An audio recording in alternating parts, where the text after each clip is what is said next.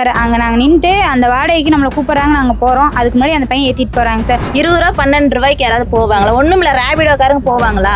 70 ரூபாய்க்கு கம்மியாக நீங்கள் எந்த கஸ்டமர் சார் ஏற்றிருக்கீங்க? கோயம்புத்தூருக்குள்ள இப்போ பைக் டாக்ஸி ஓட்டுற ஒரு தம்பியோ அண்ணனையோ சொல்லுங்கள். ஸ்டாண்டில் வந்து ஆட்டோ டிரைவர்ஸ் ஆனாங்க, நிறைய பேர் நின்றுட்டு இருப்பாங்க.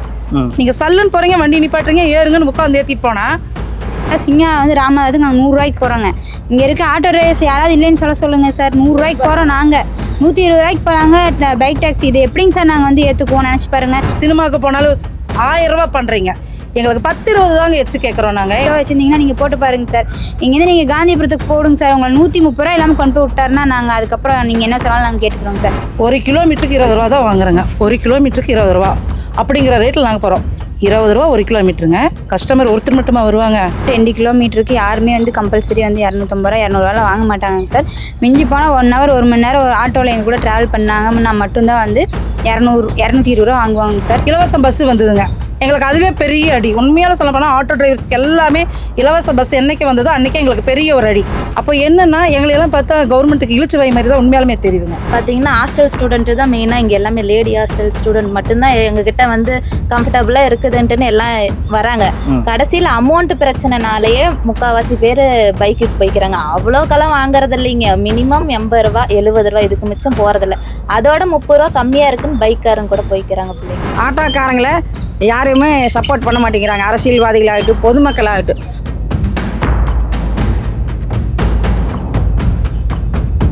இந்த கடந்த ஒரு 10 நாளாக பயங்கர பரபரப்பாக வந்து ஆட்டோ ஓட்டுநர் போராட்டங்கள் வந்து நம்ம தொடர்ந்து தமிழ்நாட்டில் பார்க்க முடியுது. உங்களுடைய கோரிக்கை என்னவா இருக்குது? பைக் டாக்ஸி மூலமாக உங்களுக்கு எந்த அளவில் வந்து வாழ்வாதாரம் பாதிக்குது? இப்போ அது 2 வீலரில் வந்து நாங்கள் என்ன சம்பாதிக்கிறோமோ அதை அவங்க இன்சூரன்ஸ் கட்டாமல் எஃப்சி பண்ணாமல் எதுவுமே அவங்க முதலீடு பெருசாக போடாமல் சம்பாதிச்சிட்டு போயிட்டு இருக்கிறாங்க. அது வந்து எங்களுடைய வாழ்வாதாரத்தை ரொம்ப பாதிக்குதுங்க. பைக் டாக்ஸி வர்றதுக்கு முன்னாடி எப்படி இருந்தது, இப்போ வந்ததுக்கப்புறம் வருமானம்ன்றது? பைக் டாக்ஸிக்கு வரக்கு முன்னாடி சராசரி ரொம்ப கஷ்டப்பட்டு ஓட்டினீங்கனாலும் தாராளமாக ஒரு 1000 ரூபா 1500 ரூபாய்க்கு தாராளமாக ஓட்டலாங்க. இப்போ ஒரு 600-700 ரூபா சம்பாதிக்கிறதே பெரும் கஷ்டமாக இருக்குங்க. இப்போ இருக்கிற இந்த தண்ணி வரி, வீட்டு வரி எல்லாமே உயர்த்திட்டாங்க, பால் வரி எல்லாமே உயர்த்திட்டாங்க. இப்போ அந்த இதில் நாங்கள் நீந்தி நாங்களும் கொஞ்சம் தலை தூக்கி நடக்கிறதுங்க ரொம்ப பெரிய கேள்விக்குறியாக இருக்குதுங்க. இப்போ ஒரு நண்பர் கூட பதிவு போட்டிருந்தாருங்க, கடன் வாங்காத பக்கம்லாம் வாங்கிட்டேன், லோனு கட்ட முடியல, ரொம்ப கடன் ஆகிட்டேன், இதுக்கப்புறம் வண்டி ஓட்டமே இல்லை, அவங்களுக்கு என்ன பதில் சொல்கிறதுன்னு தெரியல, இன்னும் 1 வாரம் பார்ப்பேன், இல்லாட்டி நான் தற்கொலை பண்ணிக்கலான்னு இருக்கிறேன்ட்டு. அதை பார்த்த ஒவ்வொருத்தருடைய கண்ணீர் கண்டிப்பாக வந்திருக்குங்க. அவ்வளோ சோகமாக போட்டிருந்தார். இப்போ அந்த நிலைமைக்கு நிறைய பேர் தள்ளப்பட்டுட்டு இருக்கிறாங்க. இதை கவர்மெண்ட் ஏன் இன்னும் வேடிக்கை பார்க்குதுன்னு தெரியலைங்க. அதாவது சுப்ரீம் கோர்ட் வந்துங்க 2013 வந்து அந்தந்த மாநிலம் வந்து கட்டணத்தை நிர்ணயிச்சிக்கலாம்னு சொல்லிட்டாங்க. இப்போ வெளியூர்லக்காரங்க தான் ஏப்ப நடத்துகிறாங்க, அவங்க சம்பாதிக்கிறாங்க.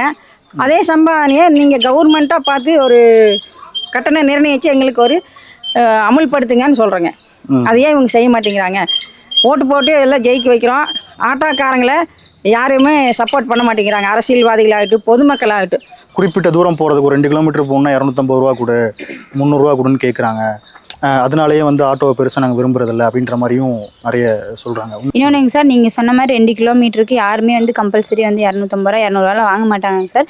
மிஞ்சி போனால் 1 ஹவர் 1 மணி நேரம் ஒரு ஆட்டோவில் எங்கள் கூட ட்ராவல் பண்ணாங்கன்னா மட்டும்தான் வந்து 220 ரூபா வாங்குவாங்க சார். 1 ஹவர் ட்ராவல் பண்ணால் 1 ஹவர். இப்போ 1 ஹவர் சிட்டிக்குள்ளே நீங்கள் பார்த்தீங்கன்னா லோக்கலில் வந்து 1 ஹவர் நீங்கள் போனீங்கன்னா 250 ரூபா கம்பல்சரிங்க சார். 1 ஹவர் பேக்கேஜ் கணக்கு போட்டோம்னா 1 ஹவருக்கு 250 ரூபா கம்பல்சரி வாங்குவோங்க சார். இதே மாதிரி 2 கிலோமீட்டர் 3 கிலோமீட்டருக்கு அந்த மாதிரிலாம் எதுவுமே வாங்க மாட்டோங்க சார். இல்லை, அது நியாயமான கட்டணமாக இருக்க மாட்டேங்குது அப்படின்றத தான் சொல்கிறோம் சார். கண்டிப்பாக வந்து நாங்கள் வந்து வெளியே ஆப்பை விட வந்து நாங்கள் நியாயமான மீட்டர் கட்டணத்தில் தாங்க சார் பைக் டாக்ஸின்னு சொல்கிறோம். அதே பைக் டாக்ஸி விட எங்கள் ஆட்டோவில் தான் வேல்யூ ஜாஸ்தின்னு அவங்களுக்கு வந்து இன்னும் வந்து நம்ம மக்கள் வந்து புரிஞ்சுக்கல. ஏன்னா அது 70 ரூபாய்க்கு இங்கே போகிறீங்க அப்படின்ட்டு போகிறோம். அதே 70 ரூபாய்க்கு தான் நாங்கள் வரோம். நாங்கள் வர என்ன பண்ணுறீங்க, நீங்கள் இந்த வழியாக போங்க அந்த வழியாக போங்கன்னு சுற்றி கூப்பிட்டு போகிறீங்க. நீங்கள் என்ன வாங்கணுன்னாலும் நாங்களும் பொறுமையாக நின்று வாங்கி கொடுத்து எல்லாம் கூப்பிட்டு போகிறோம். ஆனால் வந்து நீங்கள் ஏன் வந்து பைக் டாக்ஸி தேடி போகிறீங்கன்னு எனக்கு தெரியலங்க சார். உண்மையாலுமே வந்து அதை விட வந்து சர்வீஸ் நாங்கள் தான் நல்லா கொடுத்துட்ருக்கோங்கிறது எல்லாத்துக்குமே பொதுவாகவே தெரியுங்க சார். இன்னொன்று நான் என்ன கேட்குறேன் அப்படின்னா, நீங்கள் வந்து பைக் டாக்ஸி அப்படிங்கிறது வந்து உங்கள் இதுக்கு உங்கள் உடம்புக்கும் நல்லதில்லை, நம்மளோட சேஃப்டியும் கிடையாது.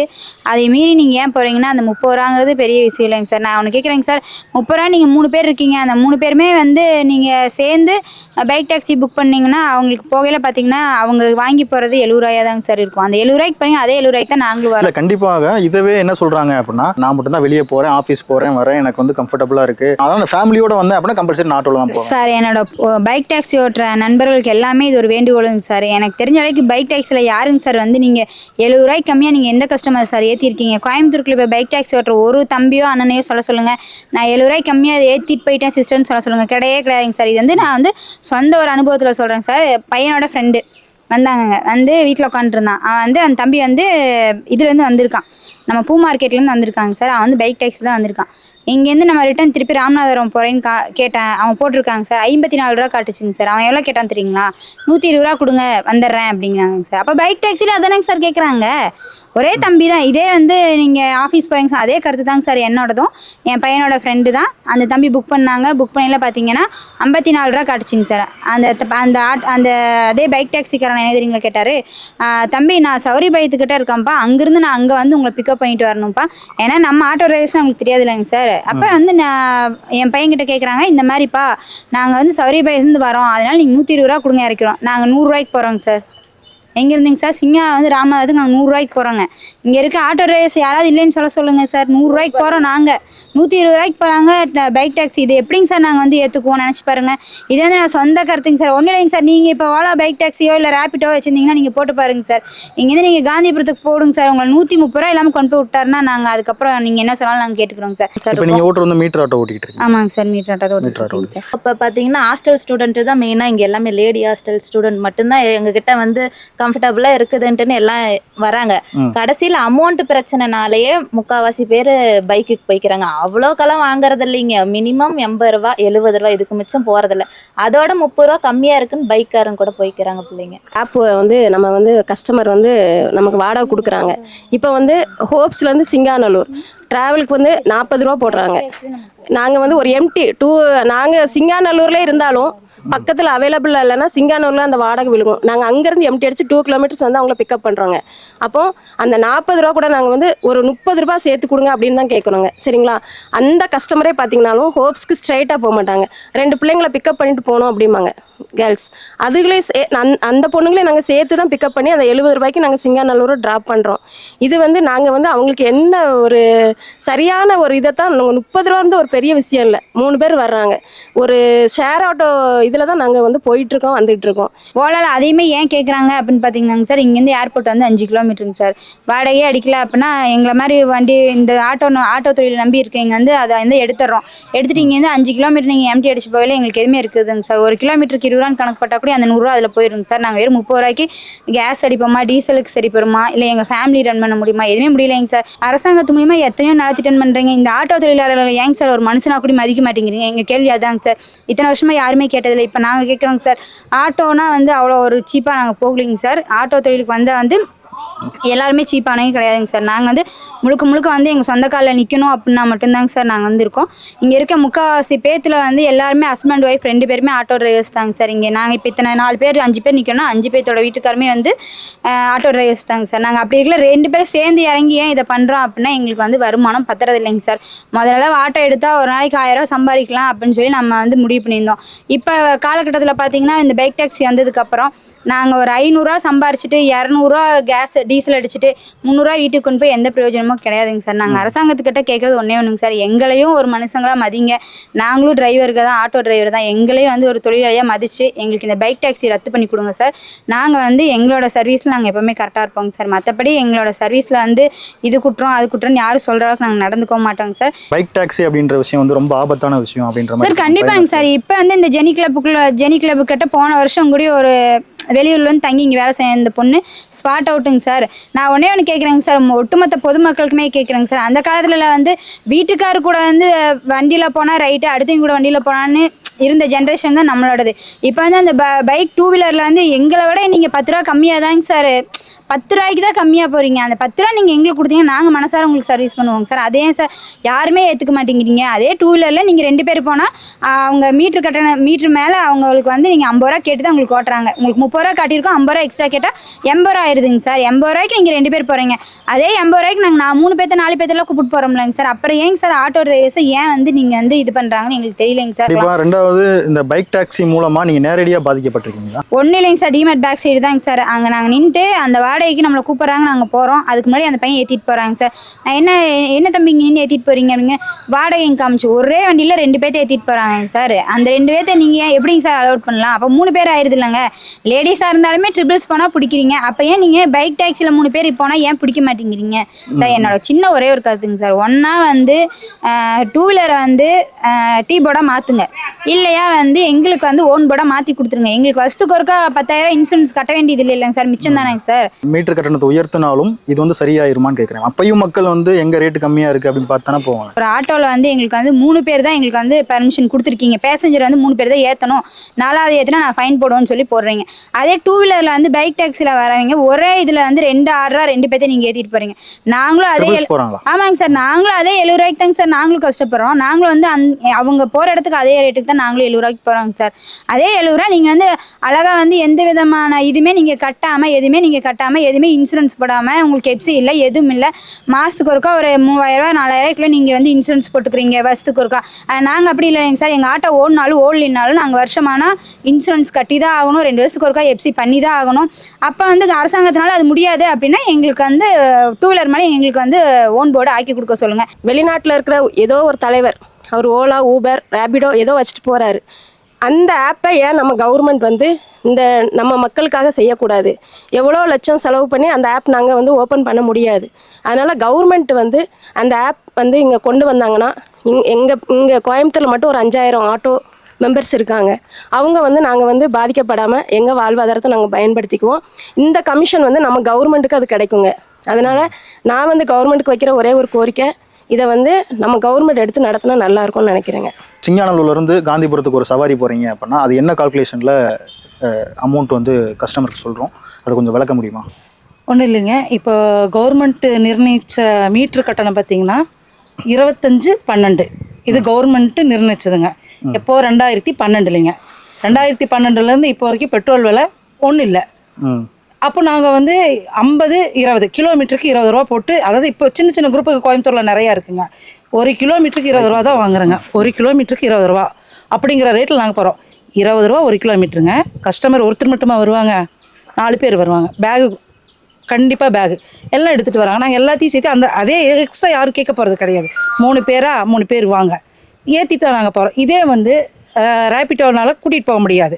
அப்போ என்னென்னா எங்களையெல்லாம் பார்த்தா கவர்மெண்ட்டுக்கு இழுச்சு வை மாதிரி தான் உண்மையாலுமே தெரியுதுங்க. யார் மேலேயும் நான் வந்து குறை வைக்கலிங்க. ஏன்டா உங்களை தாண்டி தான், கவர்மெண்ட்டை தாண்டி தான் அது உள்ளே வந்திருக்குங்க.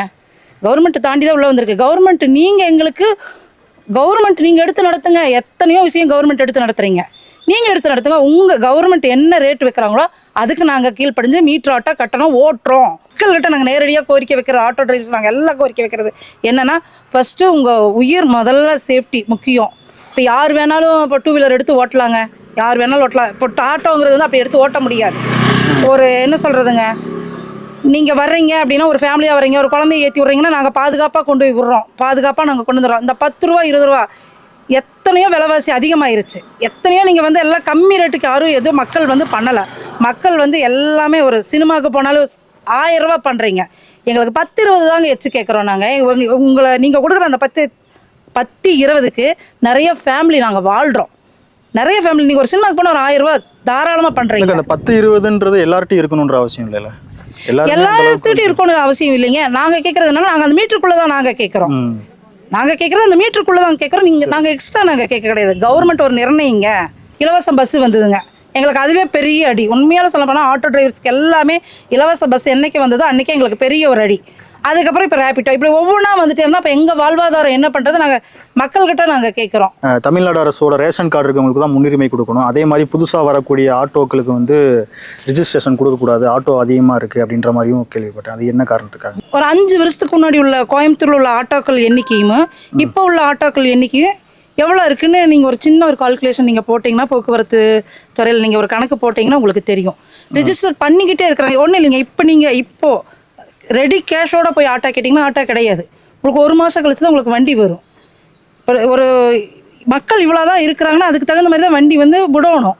ஏகப்பட்ட வண்டியை ரிஜிஸ்ட்ரேஷன் பண்ணி விட்டுறீங்க. நீங்கள் பாட்டுக்கு வண்டி விட்டுட்டே இருக்கிறீங்க. நீங்கள் பாட்டுக்கு வண்டி வரீங்க. இருக்கிறவங்களுக்கு நாங்கள் வாழ்வாதாரம் என்ன நாங்கள் கேட்குறோம். ஒரு அளவுன்னு ஒன்று இருக்குங்க. ஆல்ரெடியே வந்து இப்போ ஒரு 1000 வண்டி இருக்குது அப்படின்னு பார்த்தீங்கன்னா 2000 டூலர் இருக்குது. 1000 ஆட்டோ இருக்குன்னா 2000 டூலர் பைக் டாக்ஸி வச்சுருக்கீங்க. மேலும் அந்த 2000 பைக் டாக்ஸி தாண்டி தான் நாங்கள் ஒரு நாளைக்கு 500 ரூபாய்க்கு வண்டி ஓட்டுறது பெருசாக இருக்குது.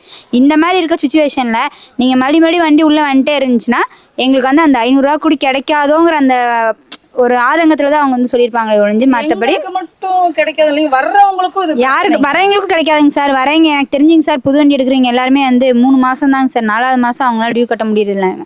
ஏன்னா வந்து வண்டி சீசிங் கொடுத்துட்றாங்க. ஏன்னா எல்லாரும் வந்து ஒரு இந்த ஆட்டோ தொழில் நல்ல ஒரு வருமானம் இருக்குன்னு சொல்லி இதில் இறங்குறாங்க. ஆனால் அதில் உள்ளே இறங்கி ஒரு 3 மாதத்துல தாங்க சார் தெரியும் அதில் எவ்வளோ கஷ்டம் இருக்குது, எவ்வளோ வருமானம் இல்லை, வண்டி தேய்மானம் ஒன்றும் இல்லைங்க சார். கிளச் ஒயர் கட் ஆயிடுச்சுன்னா 600 ரூபா இல்லாமல் மாற்ற முடியாதுங்க சார். ஆனால் தனிக்கு பொழப்பு போயிடும், ஸ்கூல் போயிடும், எல்லாமே போயிருங்க. அந்த 600 ரூபா எங்ககிட்ட இருந்தால் தானேங்க சார் நாங்கள் மாற்றுவோம். நாங்கள் வண்டி ஓட்டி இருந்தால் தானே அதுக்கு நாங்கள் மாற்ற முடியும். அதனால வந்து இது வந்து பொது கருத்தாக தாங்க சார் சொல்லியிருப்பாங்க. ஆட்டோ ஓட்டுநர்கள் வந்து எங்களுக்கு நேரடியாக தாக்குறாங்க அப்படின்ற மாதிரி கம்ப்ளைண்ட் பண்ணிருக்காங்க. அப்படியெல்லாம் கோயம்புத்தூர்ல எதுவும் தாக்கலைங்க. அது வந்து என்ன சொல்றது, அப்படியெல்லாம் யாரும் எதுவும் தாக்கல. கண்டிப்பாங்க, ஆமாங்க. ஏன் கண்டிப்பாங்க, ஏன் கண்டிக்கிறாங்கனாக்கா, காலையிலேருந்து இப்போ ஒரு ஸ்டாண்டில் வந்து ஆட்டோ டிரைவர்ஸ் ஆனாங்க நிறைய பேர் நின்றுட்டு இருப்பாங்க. நீங்கள் சல்லுன்னு போகிறீங்க, வண்டி நிப்பாட்டுறீங்க, ஏறுங்கன்னு உட்காந்து ஏற்றிட்டு போனால் யாருக்காக இருந்தாலும் மனசு ஏன்ப்பா ஏற்றுற, ஏன்டா நான் வண்டிக்கு அப்சி பண்ணுறேன், இது பண்ணுறேன். அவங்க சொல்லுவாங்க, இல்லைங்க எங்களுக்கு வந்து ரேபிட்டோவில் நாங்கள் ஓட்டுறோம், நீங்கள் எங்கே கேட்குறீங்க. இது வந்து மக்களும் நாங்களும் டிரைவர்ஸும் தாங்க அடிச்சிட்ருக்குறோம். நாங்கள் சண்டை பிடிக்கிறோம். இது யார் வேடிக்கை பார்த்து இது யார் என்ன பண்ணுறீங்கன்னு எங்களுக்கு புரியல. எங்களுக்கு பிரித்து கொடுங்க, எங்களுக்கு ஒரு நிர்ணயமான கட்டணத்தை கொடுங்கன்னு தான் நாங்கள் கவர்மெண்ட்டு தான் திருப்பி கேட்குறோம். இப்போ கவர்மெண்ட்டும் இப்போ அதை பற்றி ஸ்டெப் எடுக்கல, எதுவும் வைக்கல அப்படின்னாக்கா நாங்கள் யாருமே அடுத்தது நேற்று எல்லோரும் அண்ணாமார்கள் என்ன சொன்னாக்கா எல்லாம் கொண்டு போய் நாங்கள் ஆதார் அட்டை எல்லாமே நாங்கள் கொண்டு போய் ஓட்டர் ஐடி எல்லாமே நாங்கள் ஒப்படைச்சிட்றோம் கலெக்டர்கிட்ட. அதுதான் நாங்கள் எல்லா டிரைவர்ஸும் சேர்த்து பண்ணணும். ஒண்ணுமில்ல, இந்த ஜெனி கிளப்புக்கு ஆப்போசிட்ல ஒரு லேடி ஸ்பாட் அவுட்டுங்க. கண்ணுல எல்லாம் போய் நேர்ல பாத்துட்டு வந்தங்க. அப்ப எங்க மனசுல பதறது, யாரா இருந்தாலும் உயிர் தானேங்க. அப்ப நாங்க மக்களுக்கு பாதுகாப்புக்காக வேண்டிதான் நாங்க ஆட்டோவே ஓட்டுறோம். அப்ப பாதுகாப்பு அட்டது ஏன் அதுக்கு போறாங்க?